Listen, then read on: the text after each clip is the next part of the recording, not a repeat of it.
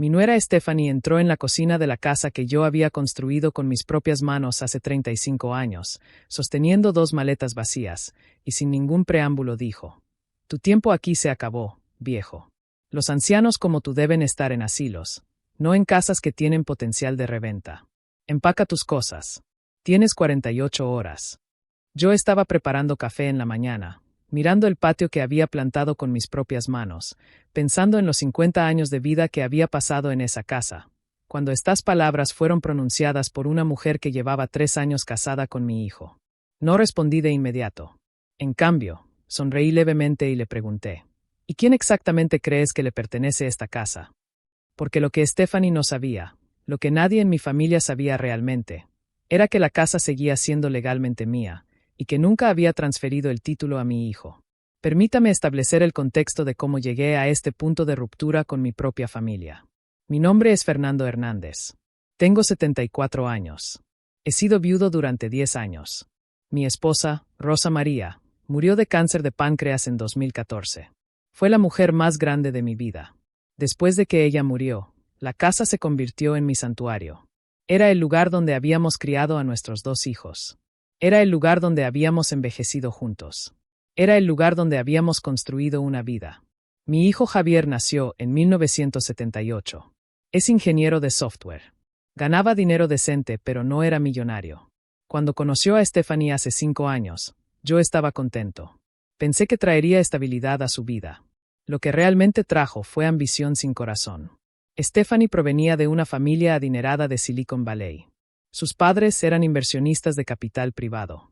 Ella había crecido con una mentalidad de siempre más grande, siempre mejor, siempre más valioso. Desde el principio, vio mi casa no como un hogar, sino como una propiedad inmobiliaria con potencial sin explotar. «Esta casa», dijo ella, aproximadamente 3 meses después de que ella y Javier comenzaran a vivir aquí, «podría ser un lugar increíble si hacemos renovaciones. Hay una parcela de media acre. En este barrio, probablemente valdría 2 millones ahora, tal vez 2.5 millones después de las mejoras». Yo escuchaba estas cosas y simplemente asentía. No era mi lugar, pensé, interferir con mi hijo sobre su matrimonio. Si Stephanie quería vivir aquí, entonces viviría aquí. Pero la casa seguía siendo mía. Aquí es donde cometí mi error de cálculo. Cuando Rosa María murió, la casa se convirtió en propiedad mía completamente. No hice un testamento específico. No transferí el título a Javier. Simplemente continué viviendo en ella, pagando impuestos sobre la propiedad, manteniéndola. Asumí que cuando muriera, la casa pasaría a mis hijos según las leyes de sucesión. Pero nunca lo formalicé. Stephanie, aparentemente, asumió que porque Javier era el dueño de la casa, ella tenía algún derecho sobre ella. Lo cual, legalmente, era incorrecto. Pero eso no detuvo su comportamiento. Durante los próximos 2 años, Stephanie comenzó a hacer cambios. Sin pedirme permiso, renovó la cocina. Luego el baño. Luego hizo cambios al patio. Todos los cambios costaban dinero. Dinero que ella aparentemente esperaba que yo entendiera era una inversión. Yo protesté ocasionalmente. Pero eran protestas suaves. Porque, después de todo, era mi hijo quien estaba casado con ella. Yo no quería crear conflicto. El verdadero problema comenzó hace aproximadamente 6 meses. Javier perdió su trabajo. O más correctamente, fue despedido después de una reducción de personal en su firma de software. No fue su culpa. La economía tecnológica estaba en flujo. Pero la pérdida de ingresos fue significativa. Stephanie, en lugar de ser comprensiva, se convirtió en más exigente. «Necesitamos vender la casa», dijo durante una cena. «La podremos vender por $2.600.000. Eso nos daría suficiente para comprar algo más pequeño, pagar todas nuestras deudas, e invertir». «No estoy vendiendo la casa», respondí tranquilamente. «¿Qué?», preguntó Stephanie, como si no hubiera escuchado correctamente. «La casa no es mía para vender», continuó Javier rápidamente. «Es propiedad de papá. Él es el único que puede tomar esa decisión». Stephanie me miró fijamente, y en ese momento, supe que algo había cambiado fundamentalmente en cómo ella me veía. Ahora era un obstáculo. Ahora era alguien que se interponía entre ella y lo que quería. Pasaron 3 meses. Javier finalmente consiguió otro trabajo, pero con un salario más bajo. Stephanie, enfurecida por esta nueva realidad, Comenzó a bloquearme emocionalmente de la familia. No era agresivo. Era sutilmente cruel. Se aseguraba de que cenáramos en momentos cuando sabía que yo estaba cansado. Se aseguraba de que el televisor estuviera demasiado ruidoso para que pudiera dormir. Se aseguraba de que el aire acondicionado estuviera demasiado frío o demasiado cálido. Luego, hace 2 meses, Javier vino a hablar conmigo. Papá, dijo, con el tono de alguien que había sido mandado a tener esta conversación. Stephanie y yo hemos estado pensando. ¿Crees que sería mejor si te mudaras a un asilo? Hay uno muy bueno no muy lejos de aquí. Tienen actividades. Tienen gente de tu edad. Creo que estarías más feliz allí. ¿Y qué sucede con mi casa?, pregunté. Bueno, permanecería aquí contigo como propiedad, respondió Javier, incómodamente. Podríamos venderla ahí. No, dije simplemente. Papá, por favor. No, repetí.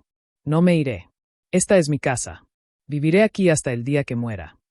Lo que sucedió una semana después fue lo que me llevó a hacer lo que hice.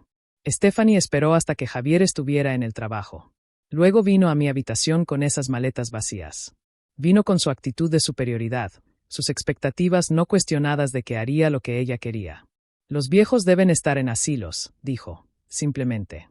No en casas que tienen potencial de reventa. Empaca tus cosas. Fue en ese momento cuando decidí que ya no iba a ser pasivo. Llamé a mi abogado, un hombre llamado Marcus Chen que había sido amigo mío durante 30 años. ¿Stephanie te echó?, preguntó, cuando le expliqué la situación. Prácticamente, sí, respondí. ¿Y la casa? ¿Quién es el propietario legal?, preguntó. Yo, respondí. Nunca transferí el título a Javier. La casa seguía a nombre de Rosa María y mío cuando ella murió. Luego pasó a ser completamente mía. Marcus fue silencioso por un momento. Luego dijo algo que cambiaría todo. ¿Te das cuenta de que puedes echar a Stephanie de la casa? Legalmente, no tiene derecho a estar aquí. No está en el título. No está casada contigo. No tiene arrendatario de ningún tipo. Es una intrusa de facto. ¿Puedo hacer eso?, pregunté. Absolutamente, respondió. Es más, si ella se rehúsa a irse, podemos obtener una orden de desalojo. Puedo tener documentos listos en 24 horas. Pasé toda la noche pensando sobre eso. A la mañana siguiente, Stephanie estaba en la cocina, desayunando como si nada hubiera sucedido. Como si no hubiera venido a mi habitación el día anterior y me hubiera exigido que me fuera. Stephanie, dije, sentándome frente a ella, necesitamos hablar sobre la casa. ¿Qué hay con la casa?, preguntó casualmente. Es mía, respondí. Legalmente, completamente mía. Nunca transferí el título a Javier. ¿Y por qué es mía? Eres una residente no autorizada en mi propiedad. Vi el color desaparecer de su rostro. ¿Qué estás diciendo?, preguntó. Estoy diciendo que tienes 30 días para irte, respondí.